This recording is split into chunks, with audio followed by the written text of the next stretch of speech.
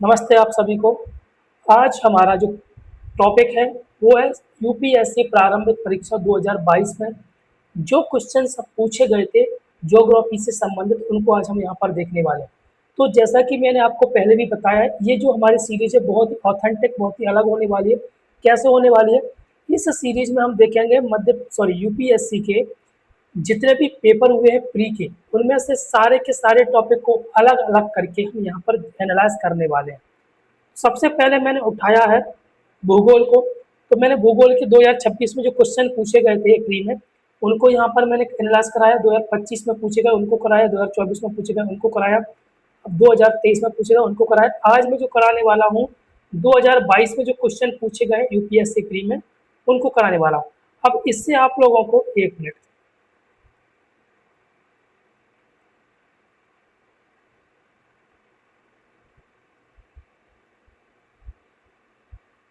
ठीक, हम देख रहे हैं ज्योग्राफी। और ज्योग्राफी में जो क्वेश्चन 2022 में पूछे गए थे सभी करेंगे। अब आपके मन में ये क्वेश्चन आता हुआ कि हमें इसकी क्या ज़रूरत है? तो ज़रूरत आपको इसलिए है क्योंकि यूपीएससी एक ऐसा पेपर है जिसमें आप बिना प्रीवियस ईयर के क्वेश्चन को एनालाइज किए हुए आप आगे के भविष्य की तैयारी नहीं कर सकते हो। समझ में आया कि नहीं आया? इसलिए मुझे आपके लिए पिछले 10 सालों के जितने भी क्वेश्चन हैं उनको एनालाइज करना पड़ेगा, ताकि आपकी जो सफ़र है आगे का 2027 का, 28 का, जो भी आपका ड्रीम जॉब गोल हो, जिस भी साल, उसको आप अचीव कर सको। क्योंकि बिना एनालाइज करे आप नहीं कर पाओगे, या आप लिख के ले लो। ठीक है, चलिए।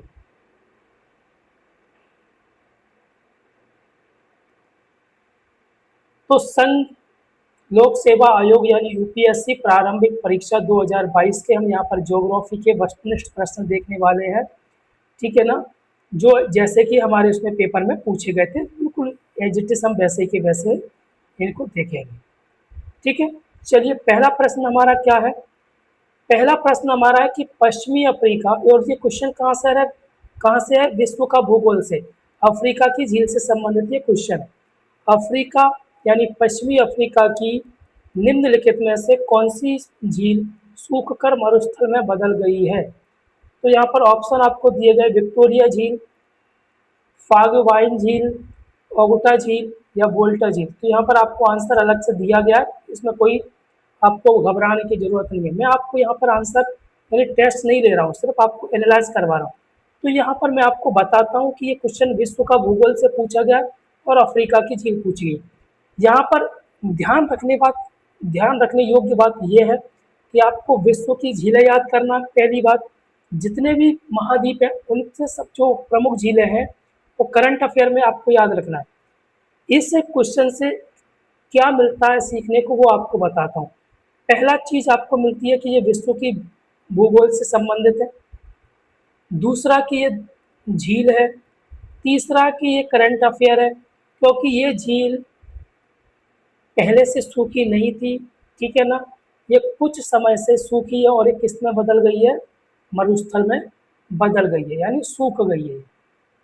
ठीक है, अब इसके हम थोड़ा डिटेल पढ़ते हैं।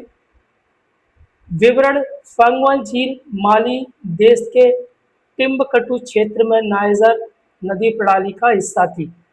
अगला क्वेश्चन हमारा इससे क्या बन गया? ये कौन से देश में है? माली देश में है। ठीक है ना? ये आपको छोड़ दो। फिर आपको ये याद रखना है कि ये कौन सी नदी प्रणाली का हिस्सा थी? तो ये नाइजर नदी प्रणाली का हिस्सा थी। अगला, 1970 के दशक के बाद लगातार भीषण सूखे और जल परिवर्तन के कारण ये अब वर्तमान में यह पूरी तरह क्या हो गई है? सूख कर मरुस्थल बन गई है। समझ में आया कि नहीं आया? आपको भारत के भूगोल के अलावा विश्व के भूगोल पे आपको झीलों पर, नदियों पर, पर्वतों पर, ठीक है, आपको फोकस करना है। चलो आगे। अगला भारतीय भूगोल से गंडीकोटा घाटी है। अब आप पर अगर आप इन चीज़ों को किताब में पढ़ते होंगे तो आपने ये कभी नहीं सुना होगा और आपका प्रश्न गलत हो जाएगा। आपको वो चीज़ें भी पढ़ना है जो आपको पसंद नहीं है, यानी आपको ये लगता है कि ये तो मैंने कभी सुना ही नहीं, ये तो पेपर में आएगा ही नहीं। ऐसा नहीं होता है, यूपीएससी इसीलिए सबसे हटकर होता है। यूपीएससी वही चीज़ें पूछता है जो आपने नहीं सुना हो। ठीक है, आपका ध्यान जिस पर नहीं गया हो वही चीज़ें पूछता है यूपीएससी। और यही चीज़ आपको यहाँ पर मैं बताने का प्रयास कर रहा हूँ। दक्षिण भारत की प्रसिद्ध गंडीकोटा घाटी, भारत की ग्रैंड कैनियन का निर्माण निम्नलिखित में से किस नदी द्वारा हुआ? तो यहाँ पर ऑप्शन दिए गए हैं आपको, यहाँ पर ये दिए गए हैं, तो इसका सही आंसर क्या है? पेन्नार नदी। ठीक है, आंध्र प्रदेश के कडप्पा जिले में एर्रामल्ला पहाड़ी को काटकर पेन्नार नदी द्वारा गंडीकोटा घाटी का सुंदर निर्माण किया गया। तो ये नदी क्या कैसे बनी है?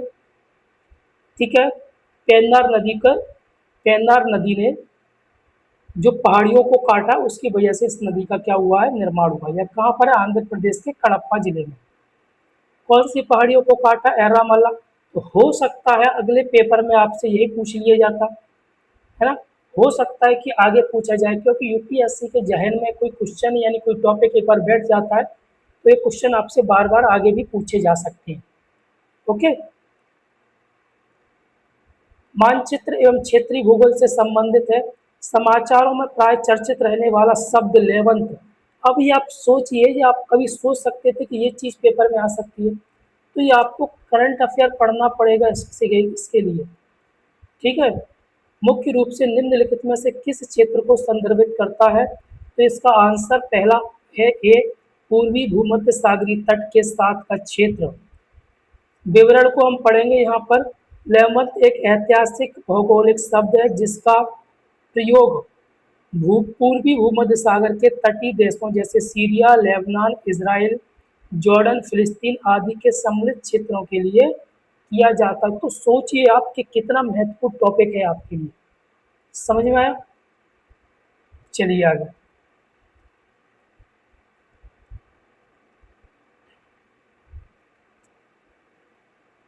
अगला है भारत, एक मिनट, भारतीय भूगोल से संबंधित प्रश्न है और राजस्थान की झीलें। डीडवाना, कुचामन, सरगोल और खाटू भारत के किस राज्य में स्थित है? यहाँ से आपको खाटू शब्द दिख गया है ना। ठीक है ना, ये आपसे समझ में आएगा कि राजस्थान की झीलों की बात हो रही है। किस राज्य में स्थित है और ये क्या है? तो यहाँ का मैं आंसर आपको बता देता हूँ, यहाँ पर राजस्थान से संबंधित है ये। ठीक है, और ये लवड़ी झील है। लवड़ी झील का मतलब होता है नम खारे पानी की झीलें हैं ये। ठीक है, सॉल्टी लेक बोलते हैं। डीडवाना, कुचमान, सरगोल, खाटू राजस्थान के नागौर व आसपास के शुष्क थार क्षेत्र में स्थित प्रसिद्ध खारे पानी की झीलें हैं जिनका उपयोग नमक उत्पादन के लिए किया जाता है। तो आपको क्या क्या चीज़ें याद रखना है? आपको भारत के भूगोल यानी भारत की झीलें भी याद रखना है, आपको मीठे पानी की झील, खारे पानी की झील, ये सारी झीलें आपको याद रखना है। अगला है कृषि भूगोल, चाय के उत्पादन से संबंधित राज्यों के यहाँ पर क्वेश्चन पूछा गया है। यहाँ पर पूछा गया उपरोक्त में से कितने सामान्यतः चाय उत्पादक राज्य के रूप में जाने जाते हैं? पहला आंध्र प्रदेश, केरल, हिमाचल प्रदेश, त्रिपुरा। इसमें से सभी राज्य है, वे राज्य है जो चाय उत्पादन के रूप में जाने जाते हैं।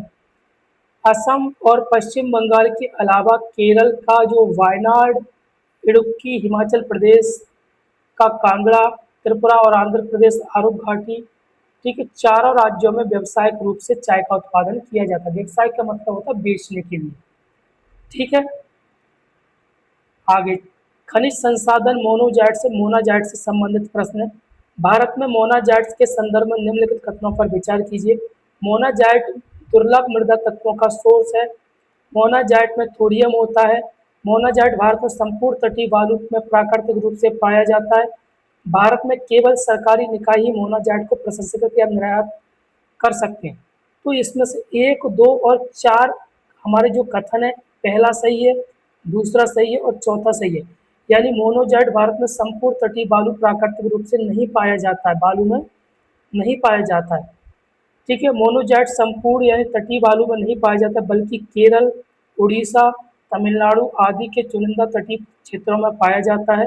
यह थोरियम का मुख्य सोर्स है। परमाणु ऊर्जा से जुड़ा होने के कारण इसका प्रसंस्करण केवल सरकारी संस्था द्वारा ही किया जाता है, सारे लोग इसको नहीं यूज कर सकते।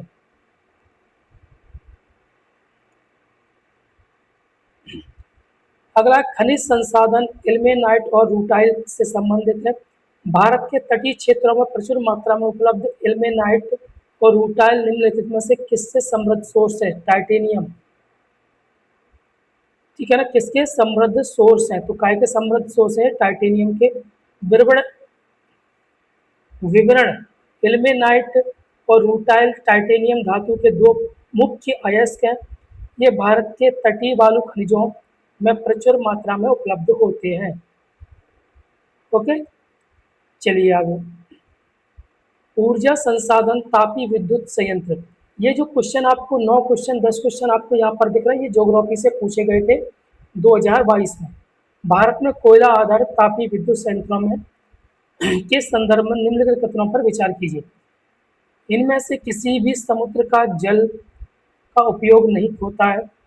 उनमें कोई भी जल संकट का सामना उनमें से कोई भी जल संकट वाले जिले में स्थापित नहीं है। उनमें से कोई भी निजी स्वामित्व में नहीं है। तो इसमें से क्या है? कोई भी कथन सत्य नहीं है। ठीक है, यानी तटीय तापीय संयंत्र शीतलन के लिए समुद्र के पानी का उपयोग करते हैं। ठीक है, ये पहला आपका गलत था, ये आपका सही है। भारत के कई तापीय संयंत्र जल संकट वाले क्षेत्रों में भी है, ये आपका सही है और ये आपका गलत है। टाटा, अडानी, जेड जेएसडब्ल्यू जैसी कई कंपनियां तापीय विद्युत संयंत्र चलाती हैं, यानी आपका ये भी गलत है और आपका ये सही है। तो आपके जो क्वेश्चन थे, मैं आशा यही करता हूँ कि आपके ये क्वेश्चन गलत नहीं होंगे। अब आपको तैयारी कैसे करना है, आपको क्या करना है क्या नहीं करना, वो आपको बताता हूँ। आपके क्वेश्चन विश्व मानचित्र एवं स्थान से 2 प्रश्न पूछे गए थे, ये क्वेश्चन आपके दिए गए हैं। ठीक है, भारतीय भूगोल से भौतिक भूगोल से क्वेश्चन 2 पूछे गए आपके। खनिज ऊर्जा संसाधन से 3 क्वेश्चन पूछे गए। कृषि एवं जल संसाधन से आपके क्वेश्चन पूछे गए। ठीक है, और आपको पढ़ना क्या है? राष्ट्रीय एवं अंतर्राष्ट्रीय मानचित्र यानी मैपिंग को विशेष ध्यान देना है। तटीय खनिज जो समुद्र से लगते हुए खनिज होते हैं उस पर आपको ध्यान देना है, ये विशेष आपको याद रखना है यूपीएससी के लिए। ठीक है, सब कोई नहीं, केवल केवल जैसे अत्यंत कठोर शब्दों पर ध्यान दें। कोई नहीं का मतलब होता है कोई नहीं, केवल का मतलब होता है उनमें से एक आध। समझ में आ रहा है? तो ये आपके लिए स्ट्रेटजी थी। मैं आशा आप लोगों से यही करता हूँ कि मेरे द्वारा ये सीरीज आपके लिए चलाई जा रही है, वो आपके लिए बहुत ही लाभकारी साबित होने वाली है और आप लोग इसका लाभ उठाने वाले हैं। ठीक है, तो आप इन सीरीज पूरी की पूरी श्रृंखला को आप फॉलो कीजिए। मैं यही उम्मीद करूँगा कि आपका जो यूपीएससी का, देखो यूपीएससी में क्या होता है, कोई भी टीचर गारंटी नहीं देता है, लेकिन एक उम्मीद दे सकता है, एक भरोसा दे सकता है, एक विश्वास बढ़ा सकता है, आपका आत्मविश्वास बढ़ा सकता है कि हाँ, हमारे ये क्लास पढ़ने से आपका आत्मविश्वास बढ़ेगा और आप पेपर में जब भी बैठोगे तो आपका बहुत ही मन शांत रहेगा, क्योंकि आप पहले से कठिन चीज़ों की परीक्षा करके जा रहे हो। और आप जब तैयारी करोगे ना, जैसे कि आपका जो भी टारगेट है 2027 का 28 का जो भी टारगेट है, तो उससे पहले आप इन सीरीज को आप प्रिपेयर करोगे ना, तो आप यकीन मानिए बहुत सही जगह पर हो आप। आपका जो यहाँ पर कराया जा रहा है वो आपको याद करने में, आपके दिमाग को विस्तृत करने में बहुत ही ज़्यादा बड़ी भूमिका निभाने वाला है। ठीक है, तो आपको ये सीरीज पूरी की पूरी फॉलो करना है। ठीक है, जय हिंद, जय भारत।